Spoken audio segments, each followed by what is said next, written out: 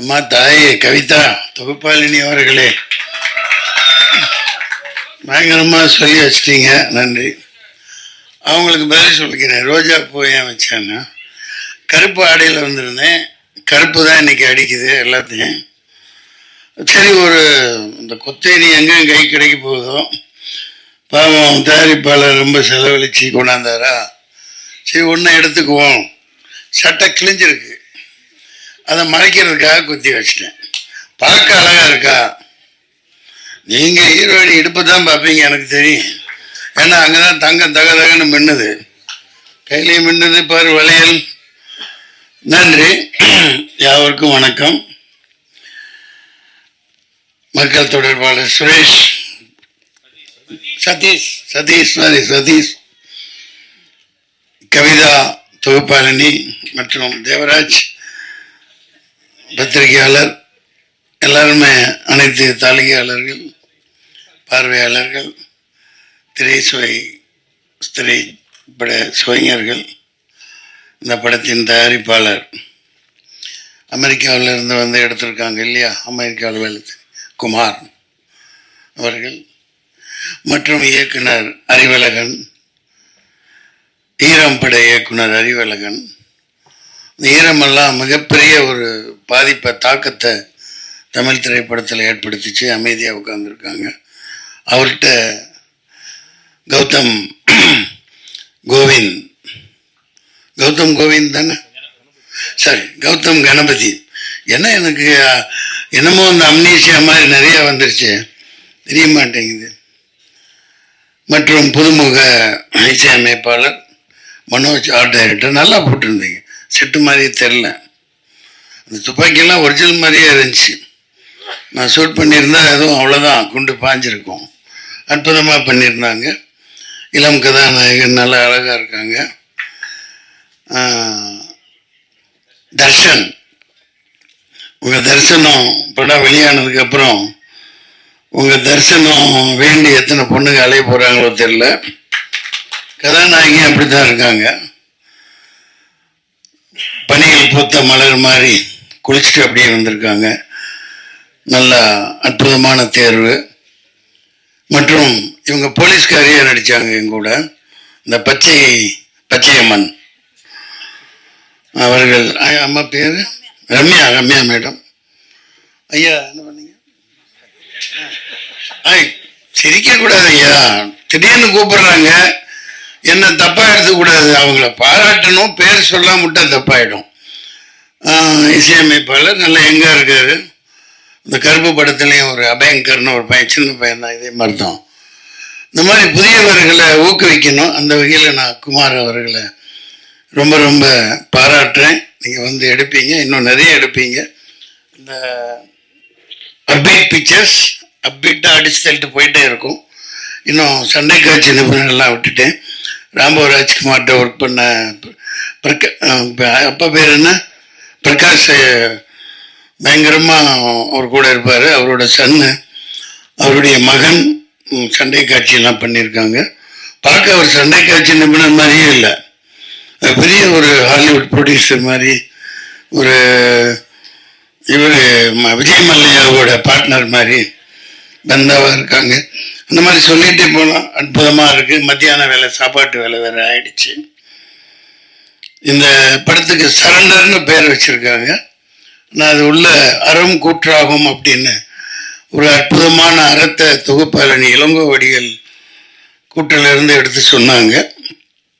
அது அற்புதமாக பேசுகிறாங்க, அதை பாராட்டணும் அவங்கள. சரண்டர் சரியான நேரத்தில் வருது. இது 10ஓடு 11 இருக்க போகிற படம் இல்லை. அதில் அந்த உத்வேகமும் அதில் ஆவேசமும் அந்த எடுப்புகள் அனைத்திலும் அவர் அறிவழகன் பேரை அவர் மாணாக்கர் கௌதம் கணபதி காப்பாற்றுவார்னு நினைக்கிறேன். நிச்சயமாக நல்லா இருக்கும். சரண்டர், சென்ட்ரலுக்கு ஸ்டேட் சரண்டர், ட்ரம்ப்கிட்ட மோடி சரண்டர், பொண்டாட்டிகிட்ட புருஷன் சரண்டர். எல்லாம் வரின்னு போட்டு அது என்னென்னமோ வரி கண்டுபிடிச்சு போடுறாங்கப்பா.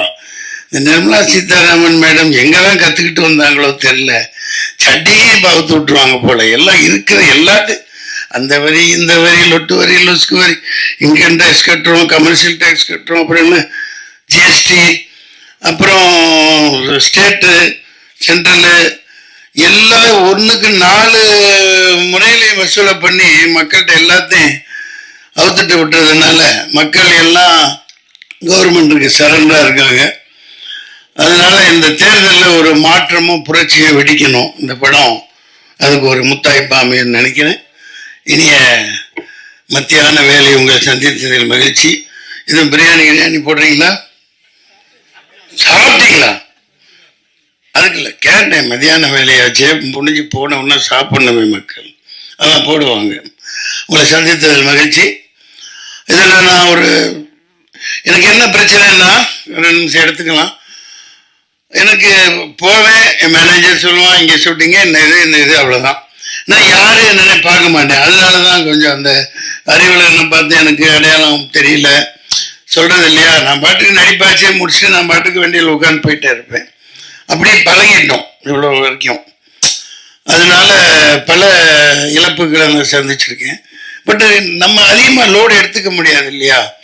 அந்த வகையில் இப்போ பல படங்கள் வந்துக்கிட்டே இருக்கு.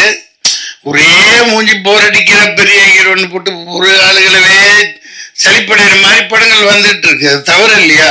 மக்களே வெறுப்படைகிறாங்க. என்னடா இவன் படத்திலே போய் எத்தனை தடவை பார்க்குறது, வேற நடிகனே கூட பார்க்கறது இல்லையா அப்படின்னு. அதனால நீங்க சரியான தேர்வு யங்ஸ்டர்ஸை ஊக்குவிக்கணும். கதைகளே அந்த மாதிரி பயங்கரமாக செலவழிச்சு எடுத்திருக்கீங்க. இந்த படம் மிகப்பெரிய வெற்றி அடையும். நன்றி, வணக்கம். வணக்கம், நான் ரம்யா ராமகிருஷ்ணா பேசுகிறேன். பிரசாத் லேப் எனக்கு ரொம்ப ரொம்ப கனெக்டடான ஒரு லேப். பாலு மகேந்திரா சார் படத்தில் ஹீரோயினாக பண்ணப்போ இங்கே இருந்தேன். மகேந்திரன் சாரோட ஃபர்ஸ்ட் ஷார்ட் ஃபிலிம் பார்க்குறப்ப நான் இங்கே இருந்தேன். ஸோ அவரோட மேக்கிங் ஆல்மோஸ்ட் நான் ஃபெயில் பண்ண அன்னைக்கு he was like real kid of Balu Mahendra sir school, அதை சொல்லணும். இன்னைக்கு நான் இந்த படம் சரண்டர் நடிச்சிருக்கேன் அப்படின்னா மனசா வாச்சா கர்மா அப்படின்னு சொல்லுவாங்க. அதாவது 3மே ஒன்றுபட்டா மட்டும்தான் நம்ம ஒரு நல்ல ப்ராடக்டோ நல்ல விஷயத்தையோ செய்ய முடியும். ஸோ இங்க இருக்கிற எல்லாருமே தன்னோட ஹார்ட், மைண்ட் அண்ட் சோல் இதுல கொடுத்து ஒர்க் பண்ணியிருக்காங்க. Because we all love cinema. அந்த சினிமால எப்படியாவது முன்னுக்கு வரணும், எப்படியாவது நம்ம அங்க வெறியா நிக்கிற இடத்துல மட்டும்தான் நம்மளால அச்சீவ் பண்ண முடியும். So I give my big thanks to Gautham sir for casting me and Mahendran sir. அதாவது மேக்கப்பே இல்லாம தான் நடிக்கணும் அப்படின்ற ஸ்கூல்ல இருந்து தான் நாங்க வந்திருக்கோம். ஸோ அதுல இருந்து வந்ததுக்கு ரொம்ப ரொம்ப சந்தோஷம். And I would like to thank each and everybody, right from எங்களோட மேக்கப் போட்டவங்கல இருந்து, எங்க ப்ரொடக்ஷன்ல இருந்து, எங்க ப்ரொடக்ஷன் மேனேஜர்ல இருந்து, அசிஸ்டன்ட் டைரக்டர்ஸ்ல இருந்து, ஒரு டீமா எல்லாருக்குமே ஒரே மோட்டிவ், சக்சஸ் மட்டும் சரண்டருக்கு வேணும் அப்படிங்கிறது. ஸோ ப்ரெஸ்ஸும் நீங்க எங்களுக்கு சப்போர்ட் பண்ணி அந்த சக்சஸ் கொடுத்தீங்கன்னா எங்களை மாதிரி we will want to really upcome and we want to reach the place. So உங்க ஹெல்ப் எங்களுக்கு ரொம்ப அவசியம். Thank you so much and thanks to universe. Thank you அம்மா. Thank you.